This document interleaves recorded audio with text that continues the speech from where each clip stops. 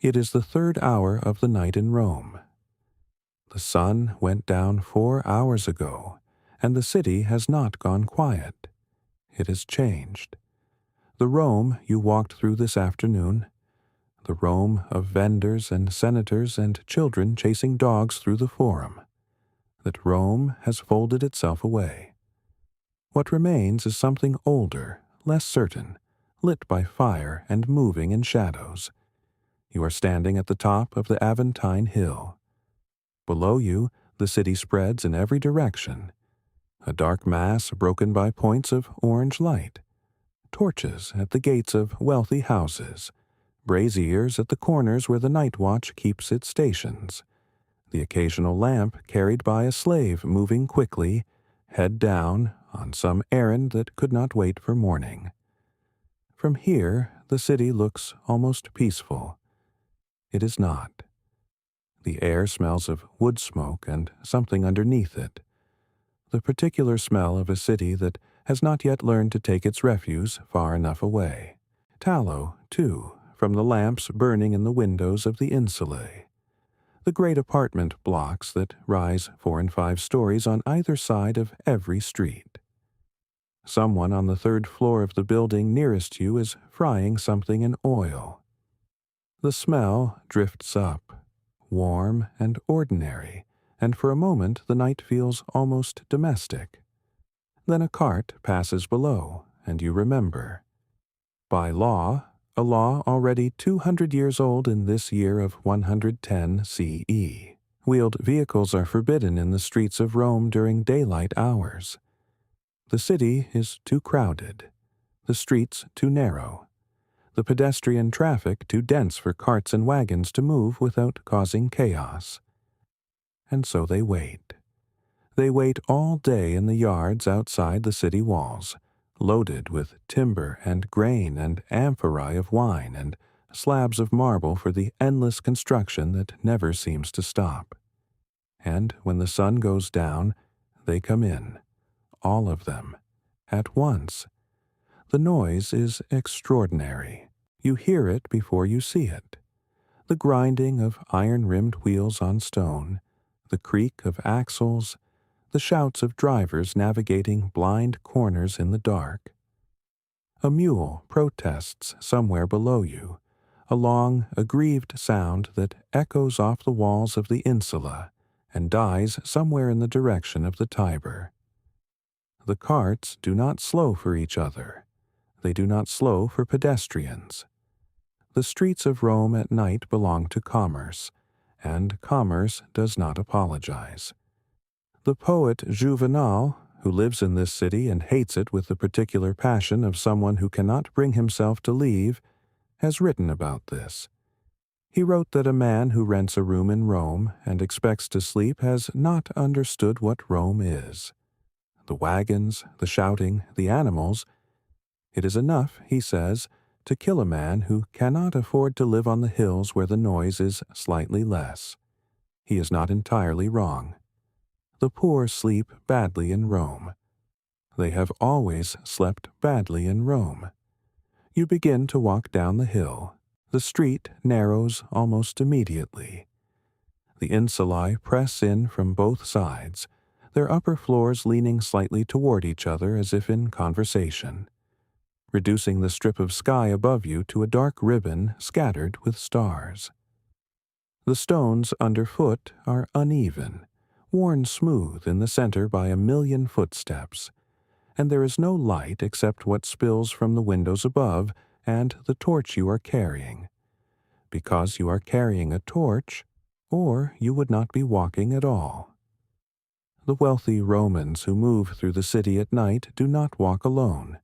They travel with slaves carrying lanterns, sometimes with a small escort, always with the implicit armor of being seen to belong to someone important. The rest of the city navigates by fire and familiarity. You know this street. You have walked it in daylight. But at night it is a different place entirely, and the difference is not only the darkness. A group of men passes you going the other direction. 4 of them, moving with the particular loose confidence of people who have been drinking since the 9th hour and have not yet decided what to do about it. They are not threatening, exactly. They glance at your torch, make a small calculation, and move on. You press yourself against the wall to let them pass. The wall is cold and slightly damp, and the plaster has been written on. Scratched messages, election notices, the names of gladiators, a crude drawing that you do not look at too closely. This is the texture of the city after dark. Not dramatic, not the Rome of triumphs and marble temples and the measured periods of Cicero. This is the Rome of the 3rd hour of the night, which is to say the Rome that most Romans actually lived in.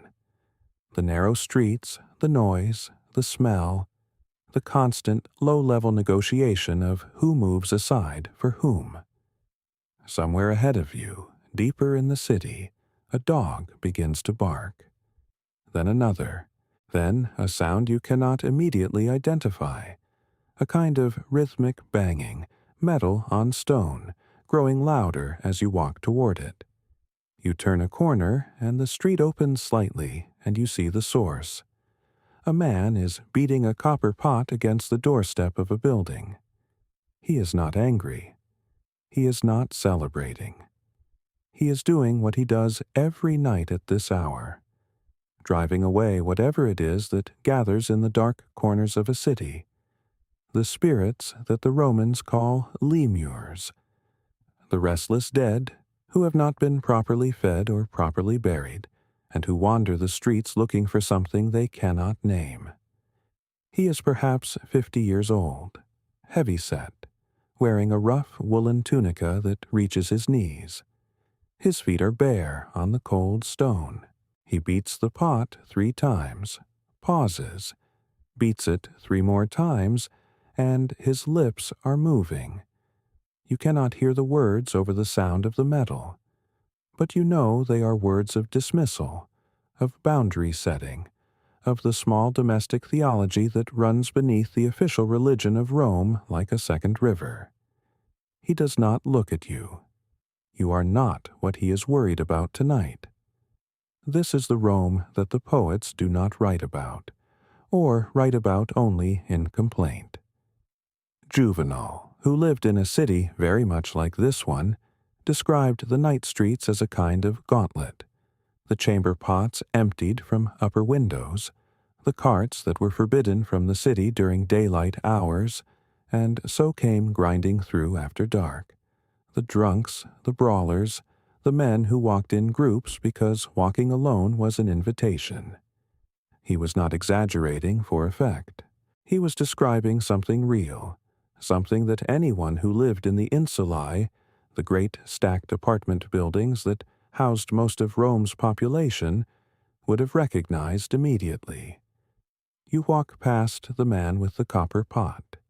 He has moved on to the next doorway. The sound of the metal fades behind you. The street narrows again. On your left, a wall rises 4 stories, and in the upper windows you can see the faint orange pulse of oil lamps. Someone is awake up there. Someone is always awake. The insulae were not quiet places even in the deepest part of the night. The walls were thin, the floors were thin, and the sounds of 100 lives pressed together moved through the building like water through cloth. A child crying, a couple arguing in low, urgent voices, the creak of a rope bed, the sound of someone coughing, the kind of cough that has been going on for weeks and will go on for weeks more. The smell of the building reaches you before you are fully past it. Wood smoke and urine and something faintly sweet that might be rotting fruit or might be the cheap wine that the ground-floor tavern sells by the cup.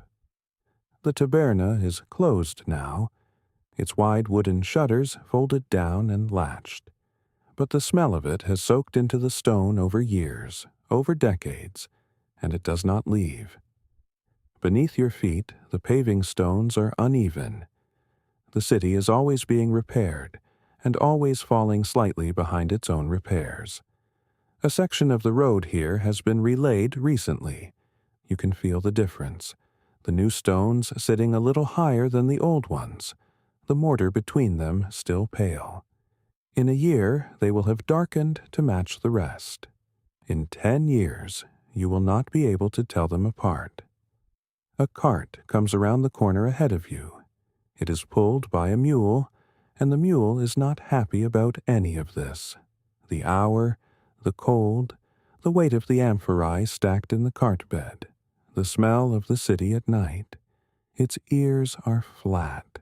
The carter, a young man with a cloth wrapped around his head against the cold, clicks his tongue at it without much conviction. The cart takes up most of the street. You press yourself against the wall to let it pass. The mule's flank is warm as it moves by you, and you can feel the heat of it even through the air between you, and then it is gone, the sound of the wheels on stone fading around the next corner. This is one of perhaps 100 such carts moving through the city tonight. The ban on wheeled traffic during daylight hours, a rule that goes back generations, renewed and re-renewed because it was always being ignored, means that everything Rome consumes arrives in the dark. The grain, the wine, the oil, the timber, the clay pots, the bolts of cloth, the live animals for the markets. The city feeds itself in the night hours and wakes in the morning to find the food already there, as if it had always been there, as if it had simply appeared. You stand for a moment where the cart passed. The street is quiet again. Above you, the upper stories of the buildings lean toward each other across the narrow gap of sky, and between them you can see a strip of darkness, and in it a few stars. Not many, because the city produces its own faint glow, the accumulated light of 10,000 oil lamps seeping through shutters and under doors, and up through the gaps in floors. And this glow softens the darkness above the rooftops into something closer to deep blue than true black. The air smells of the mule now, and of the amphorae. Wine, you think, from the faint sweetness of it, or perhaps fish sauce, the garum that the Romans put on nearly everything and that you have been smelling since you entered the city, a smell that is at first overwhelming and then simply present, the way the smell of the sea becomes present when you live near it. You begin to walk again. The street narrows further ahead of you. The insula on your left, the tall apartment block, 6 stories of timber and brick and dried mud plaster, leans slightly over the lane, as though it has grown tired of standing straight after so many decades. You can hear it, faintly, the way old buildings speak at night. A creak somewhere above, a settling of weight, the soft percussion of someone turning in their sleep on an upper floor. A shutter bangs once and goes still.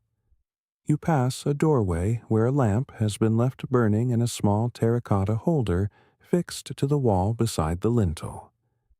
The flame is low, almost spent, the oil nearly gone, and it throws a circle of amber light no wider than your outstretched arms. In that circle, you can see the worn stone of the threshold, polished by years of feet, and a smear of something dark, pitch, perhaps, or old wine, and a few words scratched into the plaster beside the door. Letters you cannot quite read in this light, though they have the look of a name or a warning, or both. The mule cart has turned somewhere behind you. You can no longer hear it. What you can hear instead is the city's nighttime register, which is different from its daytime one in ways that take a moment to understand. During the day, Rome is a wall of sound, voices, wheels, hammers, the cries of vendors, the arguments of neighbors, the braying of animals, all of it compressed into the narrow streets until sound itself seems to have weight. But now, in the hours past midnight, The city has not gone silent so much as it has changed its frequency. The loud things are gone. What remains is lower, more continuous. The distant sound of water, always water. The city threaded through with aqueducts and fountains that run without stopping, day and night, because they cannot be stopped. The water arriving from the hills under its own pressure and going where it goes. Somewhere to your right, not far, you can hear a fountain. The steady pour of it. The small splash at the basin's edge. You turn toward the sound. The street opens, briefly, into a small, irregular space. Not quite a forum, not quite a crossroads, but one of those accidental clearings that form in old cities where buildings have been torn down and not yet replaced, or where the street grid simply failed to close. In the center of this space stands a fountain. It is not grand. A stone basin, rectangular, fed by a lead pipe that emerges from the wall behind it and bends downward, and from the pipe's mouth a column of water falls without interruption into the basin and over the basin's lip and into a channel cut in the stone below, and from there into the street's drainage, and from there into the cloaca, the great sewer beneath the city, and from there into the Tiber. You stand at the edge of the basin. The water is cold when you put your hand into it. Cold in the way that water from deep underground is cold. A coldness that feels almost mineral, almost alive. You hold your hand there for a moment. There is a man sitting on the far edge of the basin. You did not see him at first because he is sitting very still, his back to you, his elbows on his knees, looking at nothing in particular. He is wearing a dark tunica, rough wool by the look of it, and his feet are bare on the stone. He does not turn when you approach. He may be sleeping in the way that exhausted people sometimes sleep. Upright, eyes open, present and absent at once. He is a vigil, perhaps, one of the watchmen who patrol the city's regions at night, watching for fire above all else, because fire is what Rome fears most. Fire in the insulae, where the floors are close together and the walls are dry, and a knocked lamp can take a building in minutes. Or he is simply a man who could not sleep and came to sit by the water, which is a thing people have always done. You do not disturb him. The fountain runs. The city breathes around you. That low, continuous exhalation of 10,000 sleeping people. The sound of it more felt than heard, a kind of pressure in the air. Above the open space, the sky is wider than it was in the lane, and you can see more stars now, a scatter of them across the dark, and the moon, which has moved since you last looked for it, lower now, tilting toward the rooftops to the west. A dog crosses the clearing at a trot, purposeful, going somewhere specific, and disappears into a lane on the far side without looking at you or the man at the fountain. Dogs in Rome are everywhere, and belong to no one and everyone, and at night they inherit the streets in a way they cannot during the day, moving through the city with a confidence that suggests they know it better than its human inhabitants do, which is perhaps true. The man at the fountain shifts his weight. He lifts his head slightly, as though listening for something. Then he settles again. You stay a moment longer by the water, your hand still trailing in the cold current, and you listen with him, though you do not know what either of you is listening for. The fountain runs. Somewhere above, in the upper floors of the insula at the clearing's edge, a child makes a sound in its sleep. Not quite a cry, not quite a word, and then goes quiet again. The child's sound fades, and the night closes back over it like water over a stone. You lift your hand from the fountain. The cold stays on your fingers a little longer than you expect. The man at the fountain does not look at you as you move away. He has returned to whatever interior place he was occupying before you arrived, and you leave him to it. The street ahead of you narrows again, the buildings pressing closer on both sides, their upper floors leaning toward each other across the gap until only a thin ribbon of sky remains visible above. Dark blue now, not black, which means the night has been moving without your noticing. Somewhere in the city, the third watch has begun. The vigiles will have changed their posts.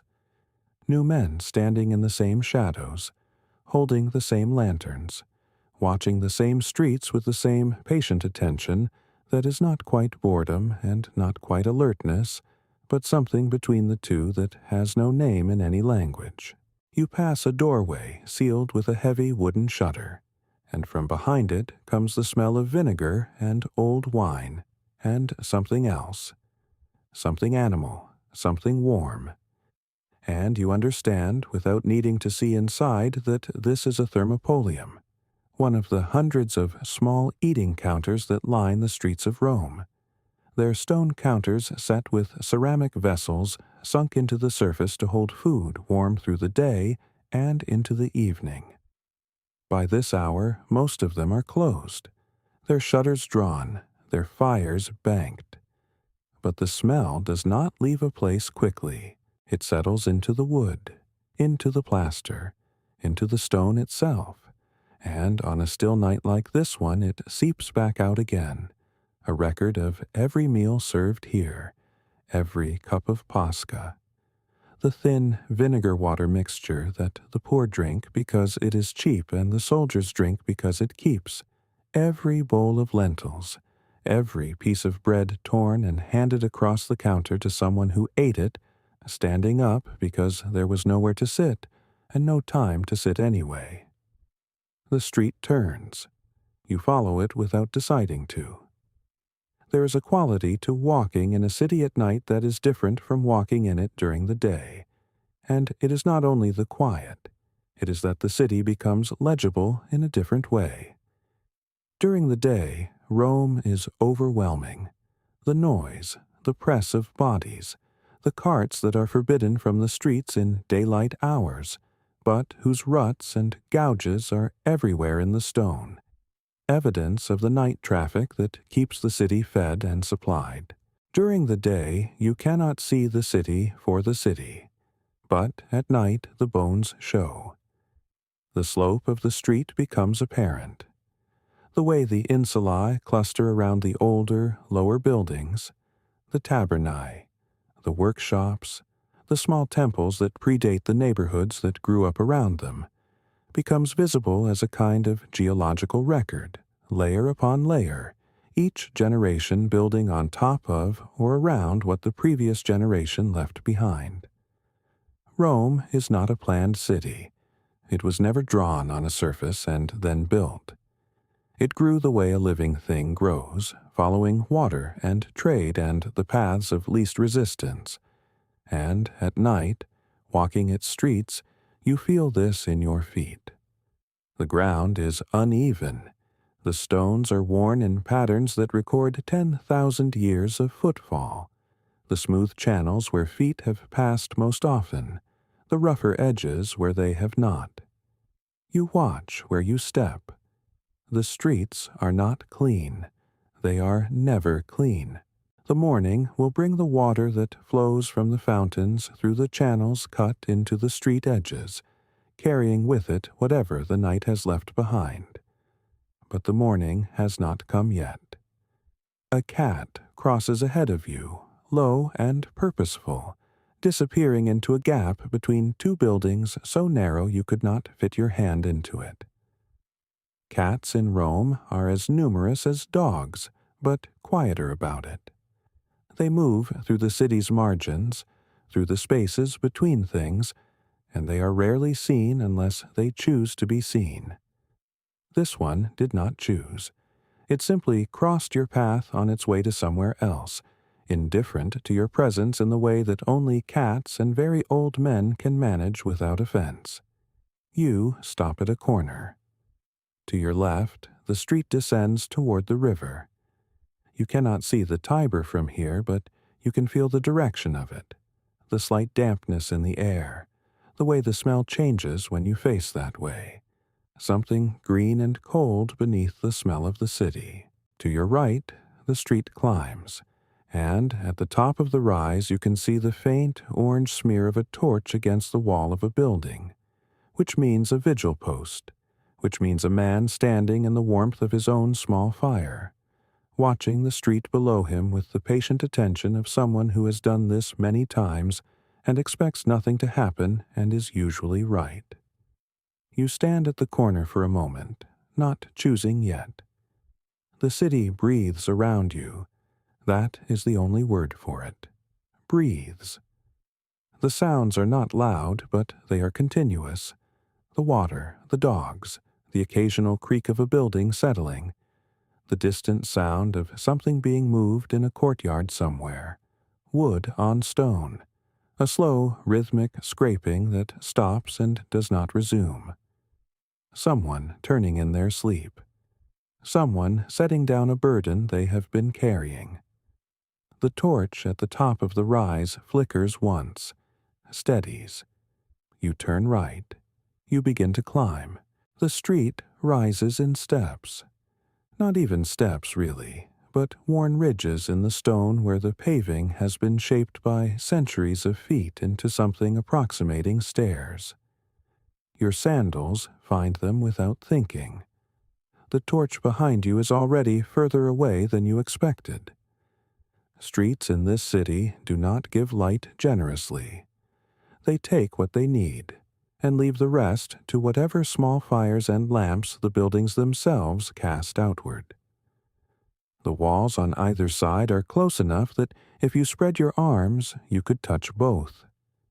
The insulae, the tall apartment blocks that stack 6, sometimes 7 stories above the street, lean slightly toward each other at their upper floors, as buildings will when they are old and settling, and no one has quite found the money to straighten them. What light comes from above comes in slivers. A lamp in a 4th-story window. A rag burning in a bracket wedged between 2 courses of brick. The sky, where you can see it between the roof lines, is a deep blue that is almost purple, salted with stars that the city's smoke has dimmed but not extinguished. You hear the cart before you see it. The sound is unmistakable once you have heard it once. The heavy grinding of iron-banded wheels on stone, the low complaint of an ox moving at the pace that oxen move when they have been moving all night and know they will continue moving until dawn. The driver sits high on a plank, swaddled in a dark panula, a heavy hooded cloak pulled forward until almost nothing of his face is visible. He does not look at you. The cart is loaded with amphorae, the tall 2-handled clay jars that carry wine and olive oil and fish sauce into the city from the port, stacked in neat rows and steadied with rope. During the day, wheeled vehicles are not permitted inside the walls. The city is too narrow, the streets too crowded, the noise too constant already without adding the groan of axles to it. So the merchants come at night. They have always come at night. The cart passes close enough that you can smell the cargo, a faint sweetness of wine from one sealed jar with a crack in its neck. Just enough of a seam that the smell escapes, but not the contents. The ox does not acknowledge you. You step aside anyway. After the cart is gone, the street seems quieter than it was before. This is a trick of the ears. The grinding of those wheels has reset your sense of what silence is, and now the city's ordinary sounds, the water, the dogs, the breathing of 1,000 sleepers, reassemble themselves slowly, detail by detail. Further up, on your left, a thermopolium. You know it by the glow before you see the counter. A thermopolium is a place of hot things. A low masonry counter with wide, circular holes cut into its surface. clay vessels set deep enough that the charcoal beneath keeps their contents just at the edge of hot. One vessel holds something with pulses, beans, possibly lentils. The smell is cumin, and something you cannot name, a sharp green smell like herbs scorched lightly at the bottom of the pot. Another vessel holds wine, not yet mixed, waiting for whoever arrives to indicate their preference. The man behind the counter is not young. His arms are thick from lifting, his tunica stained at the hem from a long day of standing near things that splash. He is talking to someone you cannot see. A voice from the back room, slow and tired, a woman's voice, answering him in short syllables. They are not arguing. They are doing something quieter and more habitual than arguing. They are simply still present with each other at an hour when most of the city has stopped being present with anyone. One customer leans against the far end of the counter. A man in a plain dark cloak, a cup held in both hands, his eyes on the middle distance. He is not looking at anything in the street. He is looking at something that is not visible. The cup steams faintly. He drinks from it in small sips, not tasting it particularly, just receiving its warmth. You pass without stopping. The smell of cumin follows you for a few more steps, then gives way to the older smell of the street itself. The damp stone. The drain running along the center of the road where water, and everything that is not water, moves together downhill toward the cloaca, the great sewer that has been taking the city's weight for centuries. The smell is not offensive exactly, but it is present. It is the smell of a city that is alive in the particular way that cities are alive, continuously, without pause, without self-consciousness, consuming and expelling and consuming again. A cat crosses ahead of you, thin, deliberate, carrying something in its mouth that you choose not to identify. It disappears between two stones in a wall where the mortar has been absent long enough that a cat-sized passage has been worn smooth at its edges with use. The street levels briefly, then rises again. Above you, somewhere in one of the upper floors, a shutter bangs once against its frame and settles. A draft from an inner courtyard, or simply the particular restlessness of wood at this hour, when the temperature drops enough to make things contract. You look up. The window is dark. The vigil post is ahead now. You can see the small fire in its iron basket, fixed to a bracket above a recessed doorway at the street's next turn.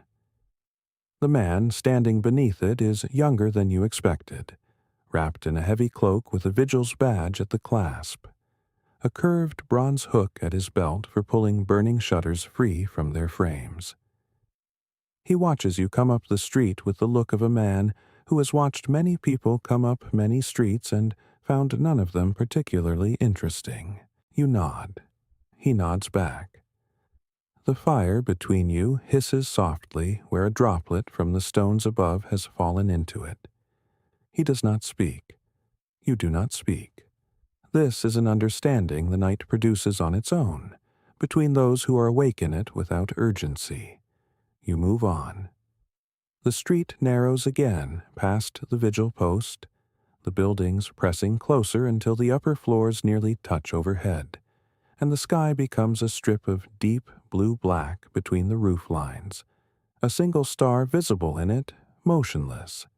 The smell here is different, less smoke, more stone, the particular cold mineral breath that rises from paving slabs that have been wet and are now drying. Somewhere behind a wall to your left, water is moving. A cistern overflow, perhaps, or a pipe that has been seeping long enough to carve a small channel in the mortar. The sound is very small and very steady, and it has probably been there for years without anyone remarking on it. The insula on your right is 6 stories, which is as tall as the law permits, and even in the dark you can see where the upper floors have been patched.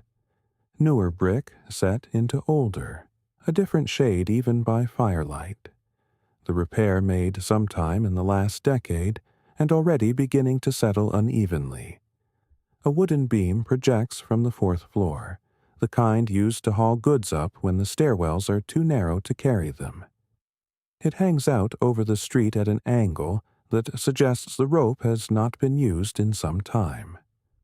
Below it, at street level, the ground floor is a row of taverns, their wide arched fronts sealed now with wooden shutters, each one padlocked with an iron hasp. A cobbler, a seller of lamps, a place that sells hot food during the day. You can tell by the stone counter built into the frontage, with its circular holes for the ceramic vessels that sit in them overheat. The counter is cold now. The vessels are gone, taken inside for the night. You stop for a moment beside the food counter, not for any reason, simply because the body sometimes stops, and the night allows it. There is a smell here that is not quite gone. The ghost of something cooked in oil, something with cumin in it, the kind of smell that clings to stone for hours after the source has been removed. The city feeds itself in these small open kitchens, the ones that have no back room, no hearth of their own, no place to cook. The men who live in the upper floors of the insula above you, the ones paying 4 or 5 sesterces a month for a single room with a window that faces the wrong way, they eat here, or at the place 2 streets over, or they do not eat hot food at all. Most of them have no means to make fire in their rooms. The risk is too great, the landlords too watchful, the buildings too close together and too dry in summer. So they come down to the street, and they eat standing at a counter like this one, and they go back up. What they eat is simple and the same most days. Bread, if they have the coin. Porridge made from emmer wheat, thick and gray and filling. Olives from a jar, a piece of hard cheese. On better days, a small portion of whatever is in the ceramic vessel. Lentils, perhaps, or a stew of vegetables with a little salt fish stirred through it. The garum that goes on almost everything. That sharp fermented fish sauce that the city runs on the way it runs on water and grain. Its smell so familiar to everyone who lives here that they no longer notice it, the way you no longer notice the smell of your own house. You notice it now, faintly, in the cold air. It has soaked into the stone of this counter over years of use. It will be here long after the man who built the counter is gone. A cat appears from somewhere, from under the shuttered cobbler's door, or from the shadow beside the building's base. It is hard to say. It is a thin, gray cat with a notched ear, and it walks across the street in front of you with the absolute indifference of an animal that has decided the night belongs to it. It does not look at you. It rounds the corner and is gone. The street ahead bends left, and as you follow it, the buildings on the right give way briefly to a small open space. Not a forum, nothing so formal, just a widening where 2 streets meet at an odd angle, and the builders left a triangle of ground that was too awkward to build on. Someone has placed a lararium here, a small household shrine of the kind that normally lives inside a home, but this one is public, set into a niche cut into the wall at about shoulder height. Inside it, 2 painted figures flank a central serpent. The Laras, the guardian spirits of the place, rendered in the quick, confident style of a craftsman who has painted 100 of these and knows exactly how many brush strokes each figure requires.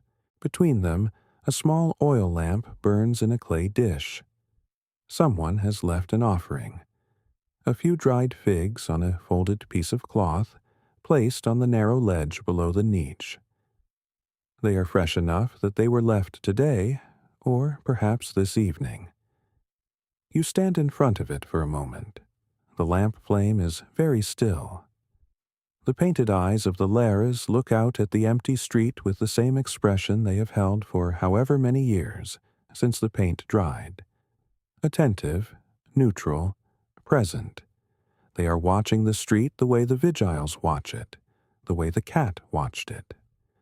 The night has its own custodians, and they do not all carry bronze hooks. The figs smell faintly sweet in the cold air. You move on. The street narrows here. You have been walking long enough that your eyes have adjusted fully to the dark, and what seemed impenetrable an hour ago now resolves into gradations. The pale gray of plastered walls, the deeper gray of doorways, the near black of the spaces between buildings where no lamp reaches and no moon falls. The cobblestones beneath your feet are uneven in a way that daylight conceals. You feel each one. Somewhere ahead, water is moving. Not the rush of the aqueduct channels that run above the city on their long stone legs, but something smaller and closer. A fountain, one of the hundreds fed by the same system, left running through the night because there is no mechanism to stop it and no reason to try. The city drinks constantly. The water arrives from the hills outside the walls, travels through lead pipes the width of a man's forearm, and emerges here in a stone basin at the junction of two streets, falling in a thin arc that catches nothing because there is nothing to catch it. You hear it before you see it. The sound is very clean in the cold air. The basin is old. The stone at its lip has been worn smooth by hands, thousands of hands, tens of thousands, filling jugs in the morning, splashing faces, letting children drink from cupped palms. The wear is deepest at one corner, which tells you something about which direction most people approach from, which street carries the heavier traffic in the hours when the sun is up. At night, the basin belongs to no one. A thin skin of fallen leaves has gathered at one edge where the water does not reach. You put your hand under the flow. It is cold enough to ache. The Romans have a word for this water, aqua, and they speak of it the way other peoples speak of gods, which is to say with a mixture of gratitude and entitlement, as though the gift were also a right. The aqueducts that bring it are among the largest structures the city has ever built, longer than any road to any province, and yet the water they carry ends here, in a basin at a street corner, running into the drain in the dark, heard only by you and whatever else is awake. You dry your hand on your tunic and continue. The insulae on this block are taller than the ones you passed earlier. 5 stories, perhaps 6, their upper floors leaning slightly toward each other across the street in the way that tall buildings do when their foundations have settled unevenly over decades. The ground floors are given over to taverni, their wide doorways sealed now with wooden shutters or iron grills, the counters inside invisible. A fuller's shop announces itself by smell before you reach it. The sharp, mineral bite of urine, collected in clay pots left outside for the purpose, used to clean and thicken wool. The pot is still there, just inside the doorway, a large terracotta vessel with a cloth draped over it. The smell is not subtle. You pass quickly. Above the tabernae, the upper floors are where people sleep, or try to. The walls between apartments are thin, single courses of brick in some places, wood partitions in others, and sound travels through them the way water travels through sand. A child is crying somewhere on the 3rd floor of the building to your left. Not urgently, not in pain, but with the low, rhythmic persistence of a child who is woken in the dark and cannot find its way back to sleep. The sound stops, then starts again, then stops. Someone has picked it up. The building settles back into quiet. This is the texture of the night in the upper floors, the smell of too many bodies in too small a space, the heat of them in summer, the cold that finds every gap in winter. The people who live here are not the people who own the buildings. The owners live elsewhere, in houses with courtyards and their own water supply, and they collect the rent through agents who come on the first of each month and do not linger.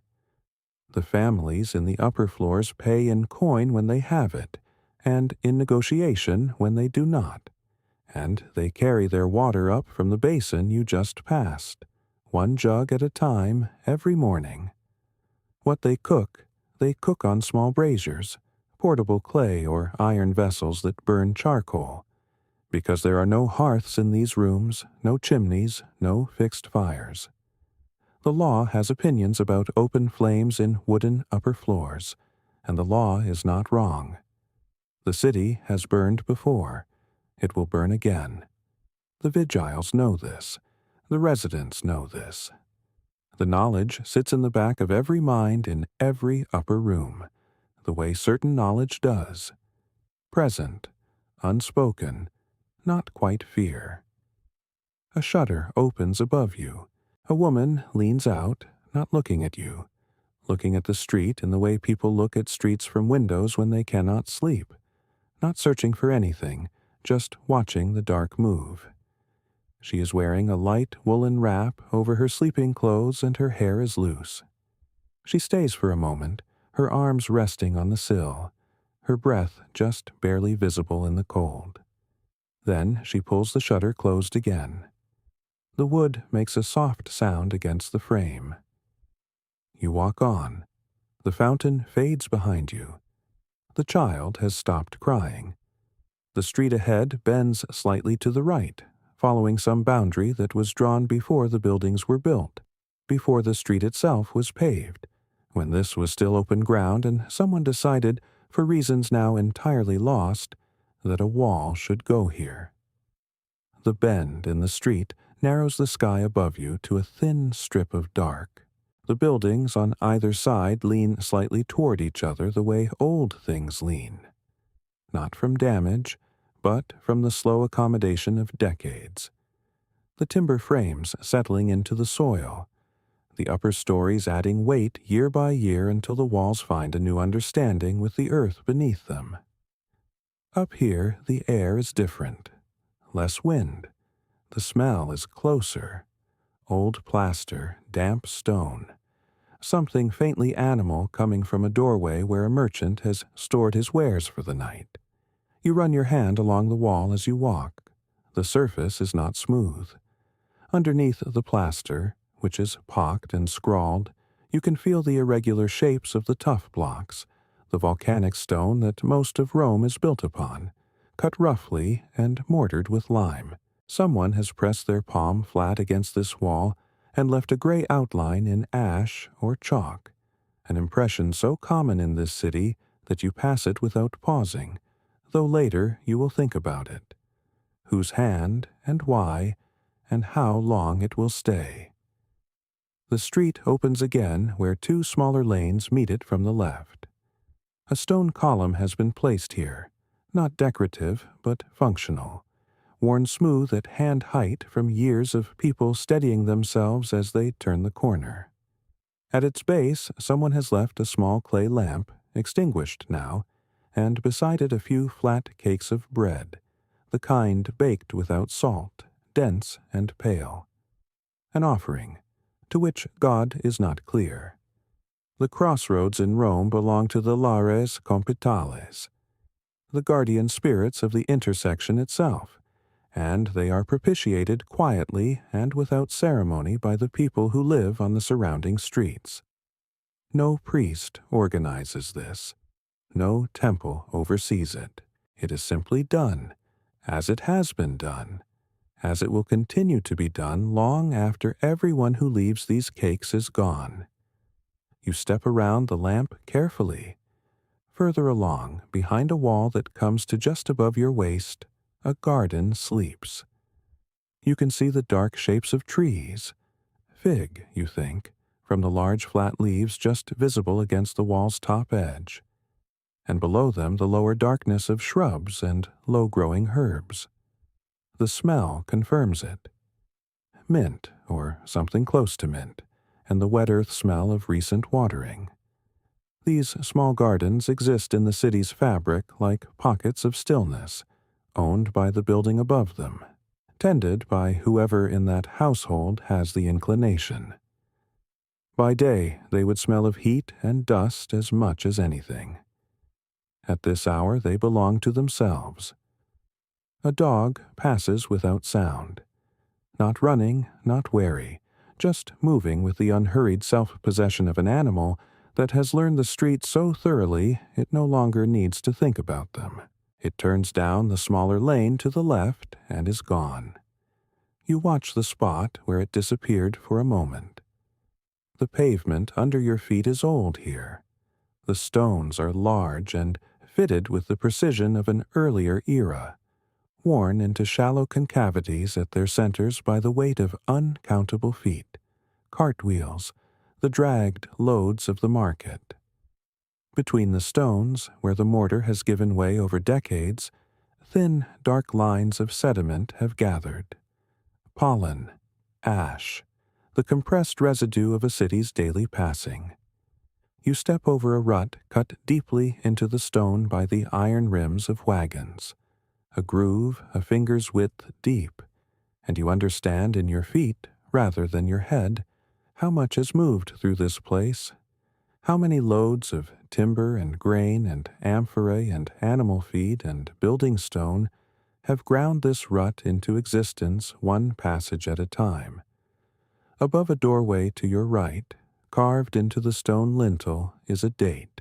You cannot read it fully in the dark, but the numerals in the consular style are just barely visible.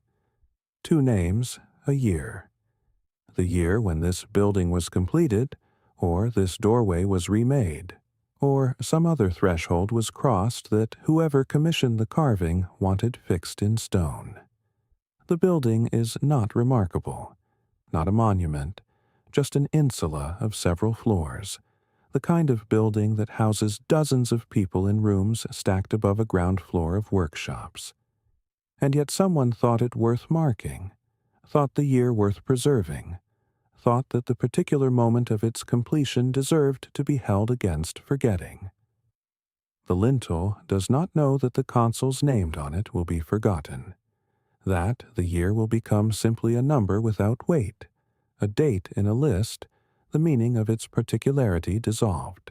It does not know this, and so it continues to announce itself quietly to the dark street, as it has announced itself for decades, as it will continue to announce itself until the stone fails. You stop beneath it for a moment. The street is quiet enough now that you can hear your own breathing. Somewhere far off, past several blocks and an indeterminate distance of sleeping buildings, there is the sound of hammering. Slow, methodical, not frantic. A metal worker, perhaps, or a carpenter, finishing a commission that must be ready before dawn. The sound carries in the cold air with a clarity it would not have by day, when the city's 1,000 other sounds would swallow it entirely. At this hour it arrives to you alone, that patient rhythmic striking, a single person awake and working in the sleeping city, the sound of their labor traveling farther than they know. You stand there a moment longer, listening to that distant hammering, and then you move on. The cold has settled more deeply now into the stones beneath your feet, and you can feel it rising through the soles of your sandals, a slow, persistent chill that belongs to the hours just before the city begins to stir again. The street narrows here. The upper floors of the insula, the great stacked apartment buildings that house most of Rome's living souls, lean toward each other overhead, close enough that a person could almost reach from one window to the window opposite. Between them, a strip of sky, and in that strip, stars. Not many. The city's fires and lamps have dimmed enough by this hour that a few more are visible than they were at midnight. But the sky above Rome is never truly dark.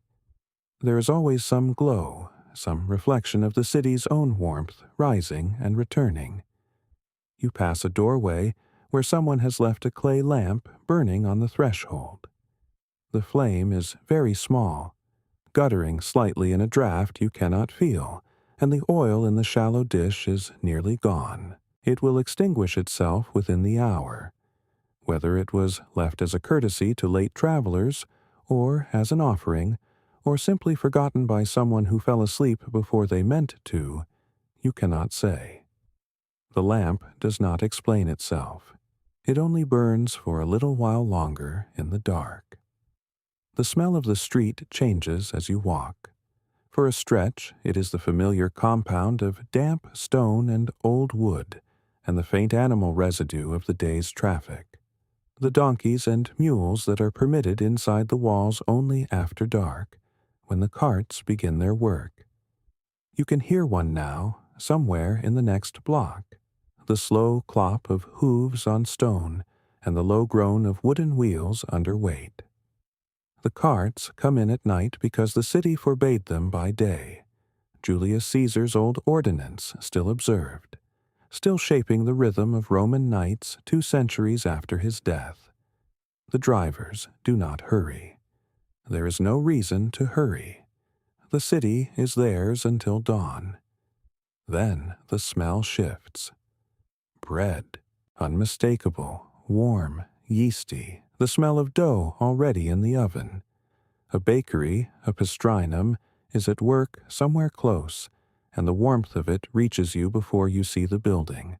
A faint softening of the cold air, a breath of something almost domestic in the middle of the night street. The bakers of Rome work through the dark hours so that the bread is ready when the city wakes. They are among the most reliably awake people in the city at this hour, and the smell of their work is one of the constants of the Roman night, as much a part of it as the cartwheels and the distant dogs. You slow as you pass the low entrance. The door is open. The heat of the ovens makes it necessary. And inside you can see the orange glow of the furnace mouth, and the silhouette of a man working a long wooden paddle, turning a loaf. His movements practiced and unhurried. He does not look up. He has been doing this since before midnight, and will be doing it still when the first light comes. His arms are dusted white to the elbow. The floor around him is scattered with flour, pale in the firelight, and the smell that comes through the open door is so dense and warm that you stop breathing through your nose for a moment, simply to let it settle. There is a boy asleep in the corner, curled on a sack, one arm thrown over his face. An apprentice, perhaps, or the baker's son, allowed to sleep while the man works. The boy's chest rises and falls. The baker does not look at him either. The 2 of them exist in the same room in entirely different states of the night, one deep in it, one moving through it with the steady attention of someone who has made his peace with wakefulness. You walk on. The bread smell follows you for half a block, then thins, then is gone, replaced again by cold stone and the distant suggestion of the river. The Tiber is not far. You cannot see it from here, but you can sense it. A slight heaviness in the air, a coolness that is different from the dry cold of the stone streets, something with more weight to it, more patience. The river has been here longer than the city. It will be here after. It does not particularly notice Rome, though Rome has always noticed it, has always oriented itself around its bends and floods and the particular brown color of its water in summer, the color of old terracotta, the color of the hills it has been carrying to the sea for longer than anyone can measure. A cat crosses the street ahead of you.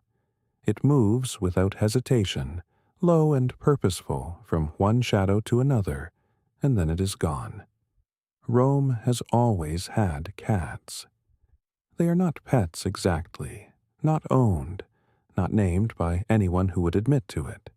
They belong to the city the way the sparrows belong to the forum. Present, unremarkable, going about their own business in the margins of human life. This one does not acknowledge you. You are simply another large, slow-moving thing in its night, and it has places to be. The street opens slightly here, widening into a small, irregular space where two roads meet at an angle that was never quite resolved into a proper intersection. In the center, a low stone basin, a lacus, one of the hundreds of public fountains fed by the aqueducts that bring water down from the hills. The water runs even now, a thin, continuous thread falling from a pipe into the basin, the sound of it very clear in the quiet. A small, persistent, entirely indifferent sound, the sound of water that has been falling here, into this basin, in this dark, every night for years. You stand at the edge of the basin for a moment. The stone rim is worn smooth where hands have rested, where people have leaned in the mornings to splash water on their faces, where children have sat and dangled their feet. The water in the basin catches what little light there is, a faint shimmer, barely visible, more felt than seen. You reach down and let your fingers break the surface. The water is cold. Not the cold of winter exactly, but the cold of the earth itself, the cold of the hills the aqueduct draws from, carried here through miles of stone channel and lead pipe, arriving at this basin at the same temperature it left the ground, indifferent to the season. The Romans call this water aqua viva, living water. And the name is not merely poetic. The aqueducts are the city's circulatory system, and without them, Rome would not be Rome. It would be a village of perhaps 50,000 clustered around the Tiber, dependent on wells and rain. Instead, it is a city of 1,000,000, and the water makes that possible. The Aqua Claudia, the Aqua Marcia, the Aqua Virgo. Each one named, each one with its own character, its own source, its own reputation for taste and clarity.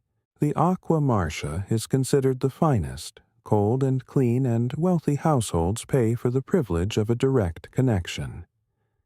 Here at this lacus, the water is simply water, drawn from whichever channel feeds this district, and it is free to anyone who comes.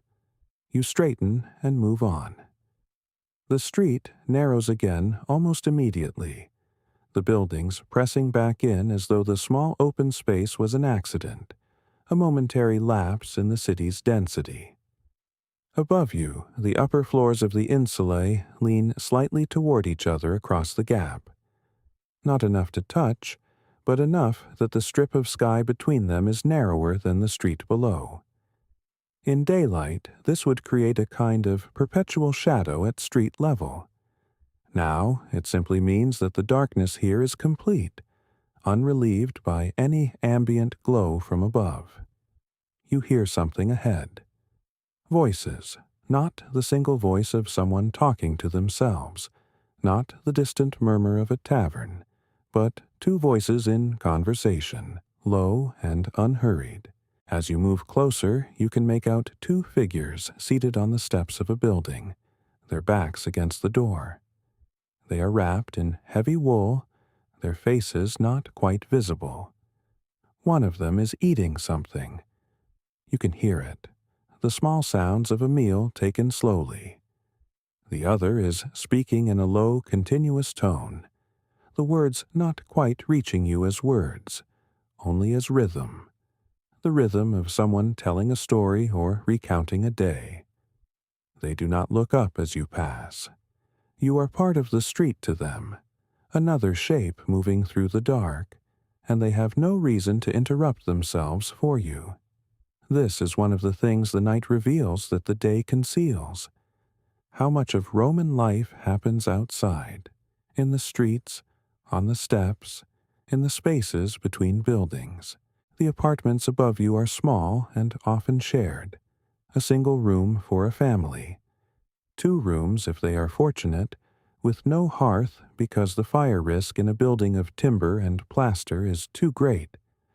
With no running water because the pipes stop at the ground floor, with no latrine because the nearest public facility is 2 streets away. The street is not where Romans go when they have nowhere else to be. The street is a room. It is the room that belongs to everyone and therefore to no one, and people use it accordingly. The smell changes as you walk. For a stretch the air carries something animal, a stable nearby, or a pen where livestock are kept before the market. You cannot see it, but you can place it precisely. The warm, dense smell of large animals in an enclosed space, hay and dung, and the particular heat that living bodies generate in quantity. Then it passes, replaced by something sharper. The smell of a fuller's workshop, the vats of urine used to clean and treat wool, a smell so specific and so strong that it marks the building as clearly as a sign. The fullers, fullones, work through the night sometimes, the trade demanding long hours and tolerating no particular schedule. The smell of their work seeps through the walls and into the street and lingers long after you have passed. You turn a corner, and the street opens briefly onto a view you did not expect. The ground here drops away slightly, and through a gap between 2 buildings you can see across a lower district of the city to where the Tiber moves in the dark, its surface just barely distinguishable from the land around it. A slightly different quality of darkness, a slight movement. Beyond it, the far bank and the shapes of buildings there, and above them the sky beginning, not to lighten, not yet, but to show the first almost imperceptible difference between the darkness of deep night and the darkness that precedes dawn. It is a difference you feel more than see. The air has changed in some way that is difficult to name. The cold is the same cold. The quiet is the same quiet. But something in the quality of the dark has shifted, as though the night has passed some internal threshold and begun, very slowly, its long withdrawal. The city does not know this yet. The streets are still empty, the lamps still burning in the windows where lamps are burning, the water still falling into the basin 2 streets behind you. But the Tiber knows, perhaps, moving as it always moves, carrying the night downstream toward the sea. You turn from the river. The stones beneath your feet are damp with the particular moisture that comes not from rain, but from air that has grown too cold to hold what it carries. The alley that leads back from the embankment is narrow enough that you could touch both walls at once if you wished, and the smell here is of the city's oldest layers. Stone, wet with decades of river fog. Something ferrous, something organic and old that belongs to the rock itself, rather than to any living thing. A wagon passes the end of the alley. You hear it before you see it.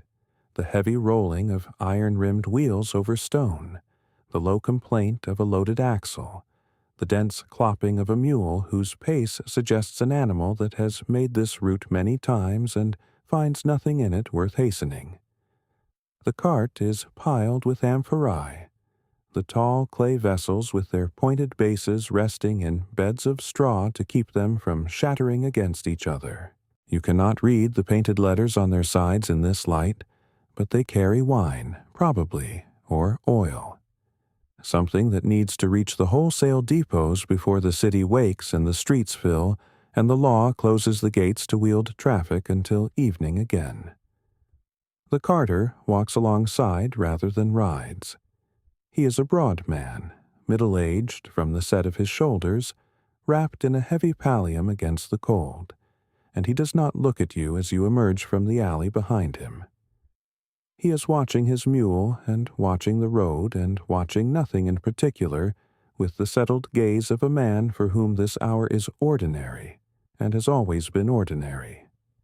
He carries a small lamp on a hooked iron rod, and the circle of light it casts is barely large enough to be useful, but it is enough. He disappears around a corner, and the sound of the wheels continues for another minute before the city absorbs it. The streets are not entirely empty at this hour. They are only thinned. You understand the difference now, having walked so long through the night. Earlier, in the deep middle of the darkness, there were stretches where no one passed for what felt like a quarter of an hour at a time, and the only sounds were distant and sourceless. Now there is more movement, though little of it is purposeful in the way daytime movement is purposeful. A man leans in a doorway and watches you pass without expression. A boy, young, perhaps 12, perhaps younger, moves quickly along the far side of the street carrying something under his arm, a cloth bundle of indeterminate shape, and he is gone before you can form any clear impression of him. You pass a bakery. You know it before you see it. The smell arrives first, the smell of wood smoke and of grain heated past its own transformation, the warm animal sweetness of bread in the middle of its making. The furnace door is open, and the orange light falls across the pavement in a shape that shivers slightly whenever someone moves inside. You can hear the knock of dough against the board, the rhythmic labor of someone working with their full weight, and behind that the low voice of a man counting something or reciting something. It is difficult to say which. The loaves he is making will be on the street stalls by the time the first light touches the rooftops. They will be warm, and they will be gone by mid-morning. He does not know you are there. He has work to finish. Somewhere above you, in the upper story of a building you cannot fully see, a lamp is moved from one window to another. The light shifts, appears, disappears, appears in a different place. Someone awake at this hour for reasons of their own, doing something that required them to carry the light from one room to another. You will never know what it was. That is the nature of this hour. Everything is partly visible and nothing is explained. The street rises slightly as it moves away from the river. You feel it in your calves before you register it consciously. The stones are worn smooth here in a narrow track down the center, smoothed by centuries of feet and wheels and animals, and the texture underfoot changes as you move from the worn center to the rougher edges where the traffic does not reach. The walls on either side are close and high, and above them the sky, that sky that is not yet lightening but is no longer what it was, sits between the roof lines in a strip of deep gray blue that was not there an hour ago. You stop for a moment, not for any reason, simply to stand in the street and let the city be around you without moving through it. The water sound reaches you again, from some distance, from some basin or fountain whose exact location you have not established, and it sounds the same as it has sounded all night, uninterested in what hour it is. The stone of the building to your left is cold against your palm, the kind of cold that feels like it goes deep, that has been accumulating since autumn, and will not release until late spring, and even then reluctantly. Somewhere in the direction you came from, a dog begins to bark, then stops, then begins again, briefly, and stops for good. The warmth from the bakery has followed you 2 streets now, or what you take for warmth. It is more that the memory of it lingers in the chest, the smell of it, the brief impression of human industry in the middle of all this cold stone. The man inside was there before you reached the river, probably. He will still be there when the night has entirely finished its retreat, when the streets fill with voices and the first vendors set out their stalls and the city resumes its argument with itself, as it does every morning, as it has done for longer than anyone living can measure. You walk on. The street narrows again, as streets here tend to do when you least expect it. The upper floors of the insulae leaning toward each other overhead until the strip of sky between them is barely wider than a man's outstretched arms. In daylight, this would feel oppressive. At this hour, it feels almost sheltering, as though the city is drawing a blanket over you both. The stones underfoot are uneven here, worn into shallow bowls by generations of feet that had no idea they were wearing them down. You step around a puddle that has no obvious source. It is simply there, as puddles in Rome are simply there, fed by seepage and overflow and the slow weeping of walls that have absorbed too many winters. The smell is the smell of all old cities at night, stone and damp and something organic underneath, something the daylight hours mask with the competing smells of food and smoke and bodies in motion. A lamp burns in a window 2 floors above you, just one. The flame is small and steady, which means the air up there is still, which means a shutter is closed, which means someone is awake by choice rather than by cold. You cannot see who. A shape moves once across the light and does not return.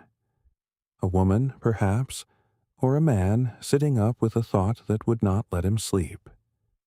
Rome at this hour is full of such people, the ones the darkness has not claimed, who lie in their narrow rooms and listen to the city breathe and think about money, or about someone who is gone, or about nothing in particular, which is sometimes the heaviest thing of all.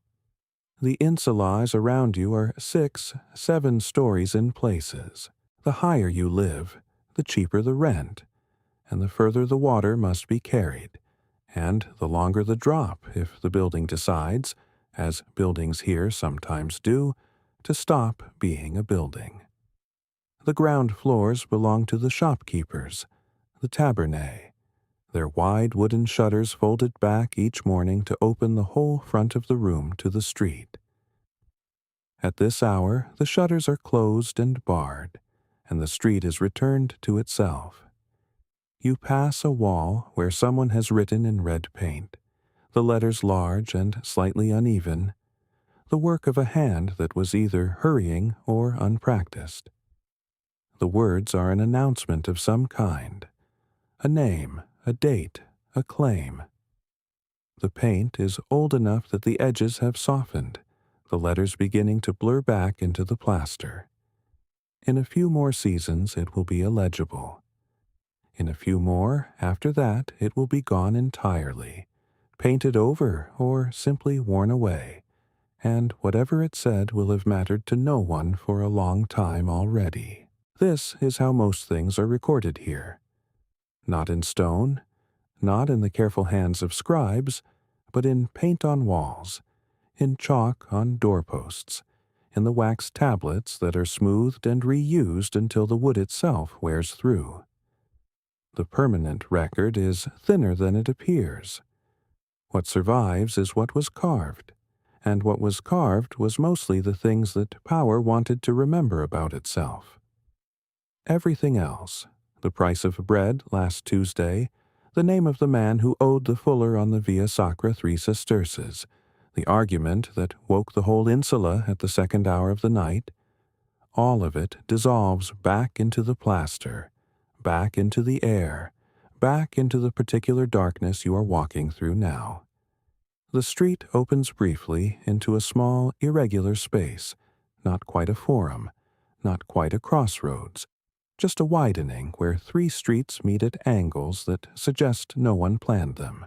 There is a shrine here, a lararium set into the wall at shoulder height, the little niche painted with 2 layers in their short tunics, dancing their eternal dance with drinking horns raised, and between them the genius of the place, the serpent, rendered in faded green against a white ground. Someone has left an offering recently enough that it has not been taken by rain or rats. A small cake of some kind, dark and dense, and a stub of incense that has burned down to nothing but left its ghost in the air around the niche. You stop for a moment, not for any particular reason. The shrine does not demand it. But there is something in the quality of the silence here, in this small widening of the street, that makes stopping feel natural. The Laras watch from their niche with the fixed cheerfulness of figures who have been watching for a long time and have made their peace with it. They are the gods of this specific place, not of Rome in the abstract, not of the empire, not of any grand principle, but of this corner, this junction of three unnamed streets, this puddle, this smell of old stone. Someone tends them. Someone brings the cake and lights the incense and goes home again without ceremony, because ceremony is for the temples, and this is simply what you do for the place where you live. The cold has settled more completely now. You can feel it in the tips of your fingers, in the particular way the air enters the lungs, clean and sharp, with an edge that will be gone by mid-morning when the city has warmed itself back into its usual haze of smoke and breath and effort. For now it is this: the shrine, the faded dancers, the smell of spent incense, and the three streets leading away in three directions, each one dark, each one quiet, each one belonging entirely to the night that still has some hours left to spend. You take the middle street. There is no particular reason. It is simply the one your feet choose, the way feet do in the dark when the mind has gone quiet and the body is left to navigate on its own. The stones here are narrower, the buildings on either side close enough that you could touch both walls at once if you stretched your arms. Above you, the strip of sky has narrowed to something barely wider than a ribbon, and what stars remain are faint, the kind that only appear when you stop looking directly at them. The street descends slightly.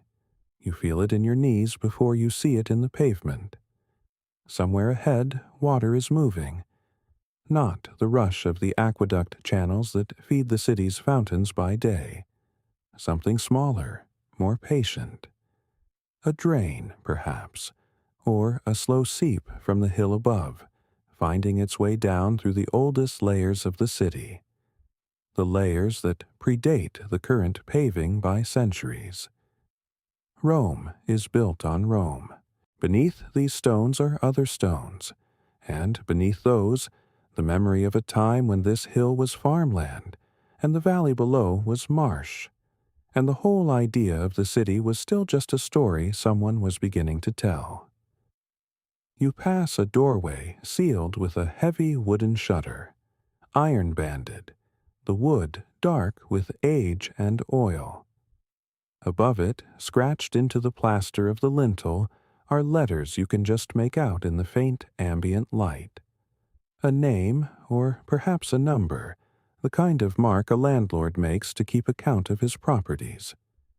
The plaster is cracked along one edge, and from the crack grows a thin stem of something, a weed that has found purchase in the lime and grit, pale and determined, reaching toward a sky it cannot see from here. The smell changes as you move deeper into the block. The incense is gone now, replaced by something earthier. Damp wool, the faint sourness of a midden somewhere nearby, and underneath it all the particular mineral smell of old brick that has absorbed decades of rain and smoke and the exhalations of the people who have lived behind it. It is not an unpleasant smell. It is the smell of habitation, of the long accumulation of ordinary days. A cat appears at the edge of your vision. It sits on a low step outside a shuttered shop, watching you with the complete indifference that cats have always reserved for human beings moving through their territory at inconvenient hours. Its eyes catch what little light there is and hold it. You stop. It does not move. After a moment, you continue, and when you glance back, it is still there, still watching, already losing interest. The cats of Rome are everywhere at this hour. They move through the city's nighttime geography with a confidence that suggests they know it better than any human does. The warm spots above the bakery ovens, the sheltered corners where the wind does not reach, the routes between the insulae that avoid the places where dogs are kept. They are not owned exactly. They are tolerated, fed scraps, occasionally named. They belong to the city the way the shrines belong to the city, not to any one person, but to the accumulated habit of everyone. You emerge briefly into a slightly wider passage where two streets meet at an oblique angle, and here there is a fountain. Not a grand one. A simple stone basin fed by a pipe in the wall, the water running continuously as it does all night, because the pressure from the aqueduct does not stop when the city sleeps. The overflow runs in a thin channel cut into the pavement, following the slope downhill toward the valley. The sound of it is very clear in the silence. You stand beside it for a moment and listen to nothing but water moving over stone. Someone has left a clay cup on the edge of the basin. It is chipped at the rim, the kind of cup that has been repaired once and will not be repaired again. Whether it was left by accident or by intention, left for whoever might need it in the night, you cannot say. It sits there with the patience of an object that has stopped expecting to be claimed. The cold is deeper here, away from the buildings. You feel it across your shoulders, at the back of your neck where the warmth of the day has long since left the stone. The sky above the wider passage shows more stars now, and you can see that the darkness has shifted almost imperceptibly. Not lighter, not yet, but different in quality. The way darkness changes in the last hours before it begins to concede.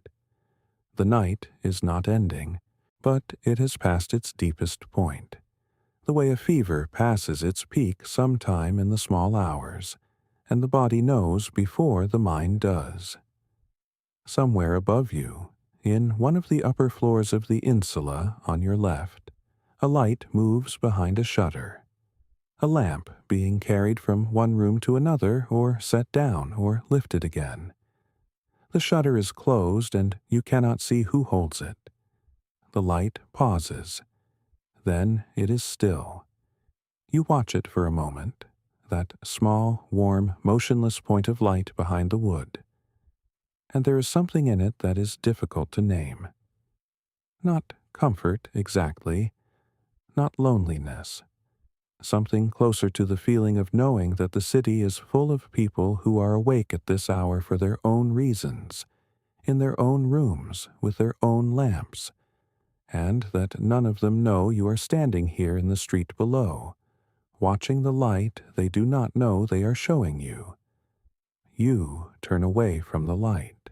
The street ahead is narrow enough that you could touch both walls if you stretched your arms wide, and the stones beneath your feet are uneven in the way of streets that have been repaired many times over many years. A patch of newer travertine here, an older section of basalt there, worn smooth by a century of sandals and cartwheels and bare feet. The city does not replace itself all at once. It accumulates. The smell changes as you walk. A few steps ago it was wood smoke, and the faint sweetness of something baked hours earlier.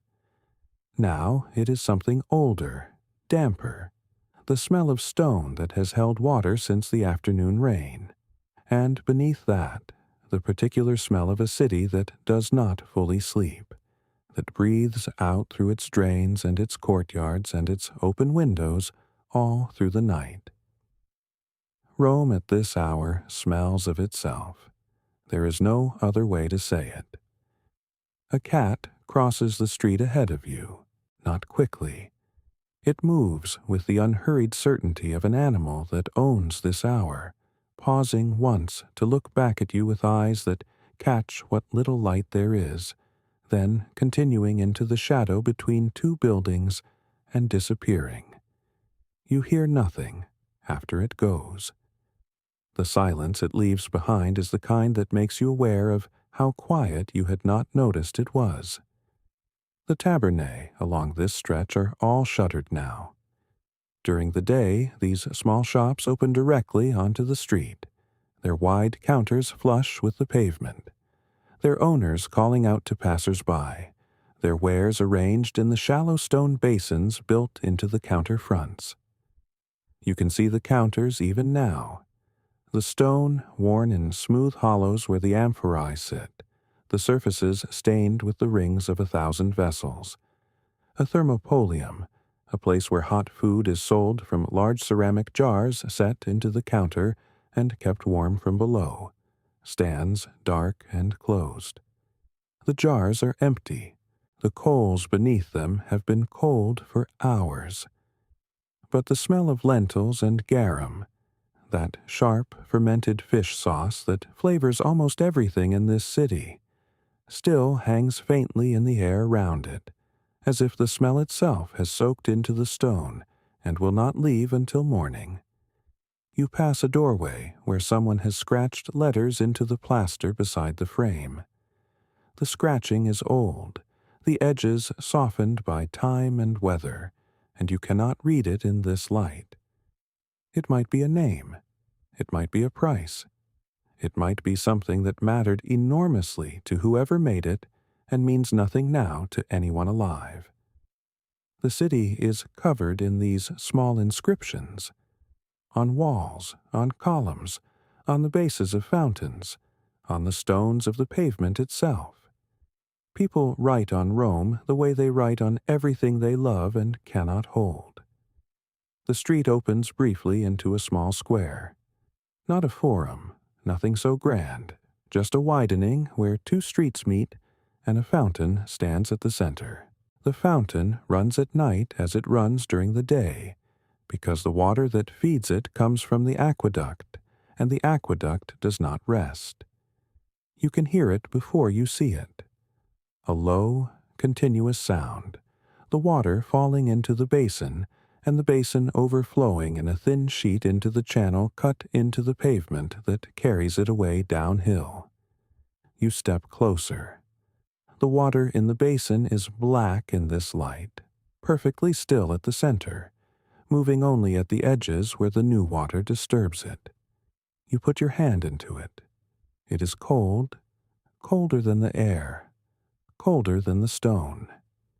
The cold of water that has traveled many miles underground and through stone channels and arrived here still carrying the temperature of the hills it came from.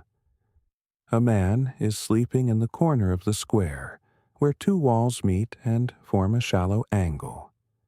He is wrapped in a dark cloak, his knees drawn up, his head resting on something you cannot see. He is not the first sleeping figure you have passed tonight, and he will not be the last. The city has always had people who sleep in its streets, those who have no room to return to, those who have drunk too much to find their way, those who simply stopped here and found it sufficient. He breathes slowly. He does not stir as you pass. You stand for a moment at the fountain. The water falls. The man sleeps. Somewhere in the distance, several streets away, perhaps more, you hear voices, two of them, speaking in the low register of people who are not trying to be heard, but are not trying to be silent either.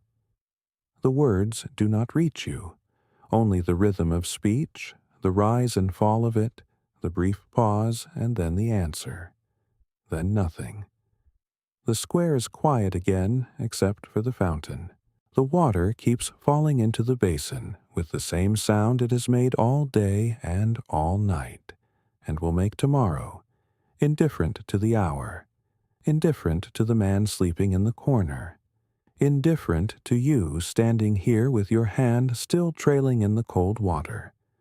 There is something steadying about it. The city changes around it. The shops open and close. The crowds come and go. The light shifts from gray to gold to black. And the water falls through all of it. The same water, the same sound, the same cold. You lift your hand from the basin. The water runs off your fingers and back into the fountain. You dry your hand against your side and stand for a moment longer, listening to the city breathe. The breathing is slow now. You can hear it in the spaces between sounds, the longer silences between one cart and the next, the way a dog's bark fades without answer, the way the fountain seems louder simply because everything else has grown quieter around it. Rome at this hour is not asleep. It is something else, something between waking and sleep, the way a fire is something between wood and ash. The city has not stopped. It has never stopped, not in 400 years, not in the memory of anyone living. But it has shifted into a register that belongs only to the hours before dawn, a register that most of its inhabitants will never hear because they are already behind closed shutters, already breathing slowly on their narrow beds, already somewhere else entirely. You are still here. The insula across the square rises 6 stories into the dark, its upper windows unlit, its lower arcade faintly visible where a single oil lamp burns inside a ground-floor shop that has not yet closed. You can smell the lamp from here. The faint animal smell of tallow, slightly sour, slightly warm. Someone is still working in there. You cannot see who. Only the light and the smell and the occasional soft sound of something being moved across a wooden surface. This is the city that the histories do not record. Not the triumphs, not the speeches, not the names carved into marble. This, the lamp burning at the 3rd hour of the night, the man sleeping against the fountain's base with his cloak pulled over his face, the water falling into the basin with its patient, unceasing sound. This is what it was to be here. Not the monuments, the lamp, the water, the smell of tallow in the dark. You think of everyone who has stood in this square before you, not the famous ones, the others, the woman who crossed it every morning for 30 years on her way to the fuller's workshop where she worked the cloth, the child who fell near the fountain's edge and was caught by a stranger whose name she never learned, the old man who sat on the steps of the shrine at the square's corner every evening until the evening he did not come, and no one remarked on his absence for 3 days. They are all gone now. Not gone the way the living are gone when they leave a room. Gone the way a language is gone when its last speaker dies, completely without remainder, without the possibility of return. And yet the square remains. The fountain remains. The water falls into the basin with the same sound it made when they were here. There is a word the Romans used, lares, for the spirits that inhabited a place, that belonged to a household or a crossroads or a district the way a smell belongs to a room. Not gods exactly, something smaller and more intimate than gods. The genius of a particular threshold, the presence that made one corner of the city feel different from another corner 3 streets away. Every crossroads had its shrine. You passed dozens of them tonight without stopping. Small niches in the walls, a painted figure, a lamp, sometimes a garland of dried flowers left by someone whose name is also gone. The Romans believed these presences were real, not metaphorically real, actually real, the way the cobblestones are real, the way the cold water is real. They left offerings not out of habit, but out of genuine attention to the life of the place itself, the sense that a city was not merely stone and timber and human bodies moving through it, but something that had its own interior, its own continuity, its own slow memory. Perhaps they were right. Perhaps this is what you have been feeling all night without having a name for it. The sense that the place remembers, even when the people are gone. That the square holds something of everyone who has ever stood in it. Not as ghost or spirit, but simply as the accumulated weight of all that attention, all those crossings, all those moments of pausing to listen to the water. The lamp in the ground floor shop goes out. The square is darker now. The fountain is the only sound. You stand in it for a moment, in the sound, in the dark, in the cold air that smells faintly of stone and water, and the distant smoke of a fire somewhere in the Subura that has been burning since before midnight. Somewhere above you, in one of the upper stories of the insula, a child cries once and then is quiet. A voice, low, unhurried, says something you cannot hear. Then silence again. The city breathes. You have walked a long way tonight, through the markets and the alleys, past the bakers and the water carriers and the men arguing in doorways, and the woman singing to herself in a language you did not recognize. You have stood at the edge of things and listened. You have trailed your hand in the cold water of this fountain and felt the night air on your wet fingers, and stood here in the dark while Rome went on around you, indifferent and continuous and alive in the way that only very old things are alive, not with urgency, but with the deep, unhurried persistence of something that has outlasted everything that was ever said about it. The water falls into the basin. You may close your eyes now. The lamps of Rome burn low. The bakers are already at their work.